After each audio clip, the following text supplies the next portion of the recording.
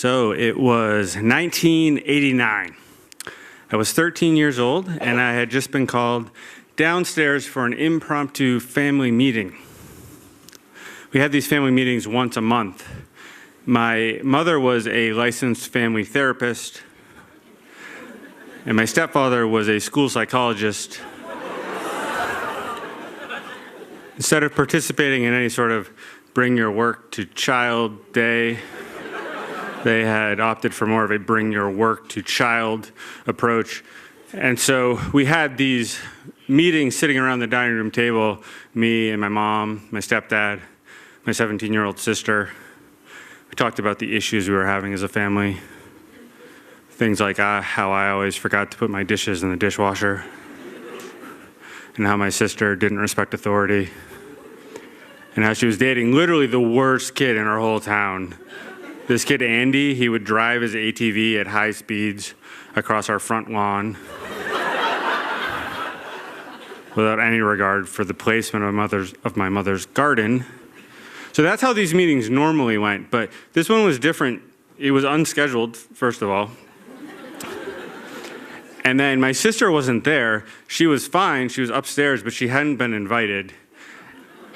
And so my stepfather says, "I was in your room yesterday," and I nod, and my mother's not meeting my eye.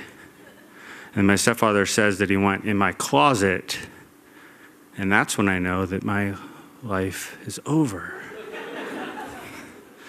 Because 3 months before this, I had started a new paper route.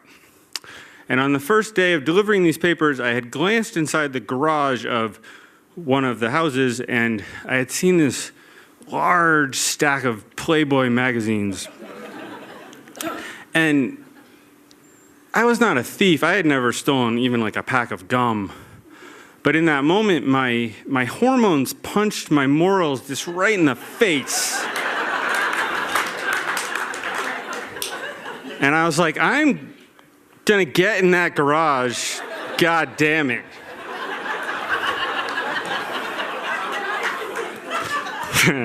Luckily, the door was open, so I just walked in. And I took 10 issues from the center of the stack so that the owner wouldn't know they were missing. Unless he was looking specifically for the issue with Cindy Crawford on the cover, in which case he was going to be shit out of luck. Yeah, because I was keeping that one. I took the Playboys back to my house, up to my room. I put them in my trunk. This was a locked trunk because my stepbrother, who visited occasionally, he had stolen some of my best baseball cards, and my mother gave me this trunk, and she gave me a padlock, and I had both keys. So this is a very secure trunk. But within a couple of weeks, I found myself becoming jealous of my baseball cards because they were in the trunk in the dark with Cindy Crawford and Ashley from Peoria, Illinois.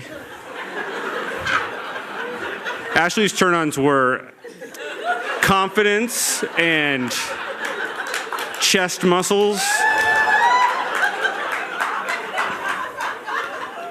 I would have preferred if her turn-ons were crushing social anxiety and visible rib bones, but I felt like we had a lot in common. So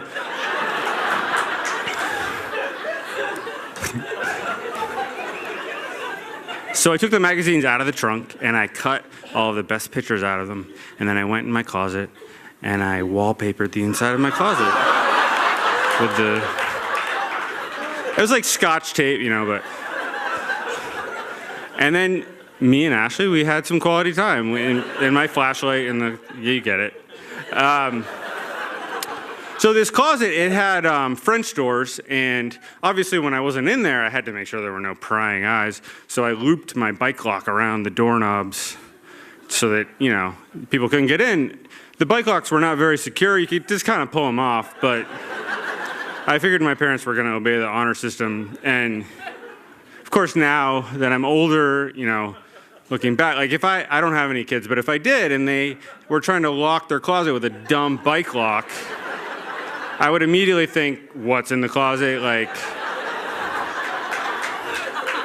maybe they found E.T. and they're not he's locked in there, and they're not even going to bring him back to the mothership. They're just going to sell him to a zoo. Maybe that's what's happening. So I would go in the closet, which is what my stepfather did, rightly so. And so at the family meeting, my stepfather and my mother, they didn't even say what they found in there because I don't think my mother could handle it. And so they were just talking about how they were worried that I didn't respect women, and they talked about objectification. And I knew enough not to even try to defend myself. I just sat in my seat and I shriveled. But if I had been able to talk to them, I would have told them that my puberty was a flooded river and you couldn't stop the current. That I was just hanging on to this tiny raft and I had no idea where it was going. But I knew that when I got there, I would definitely have a boner.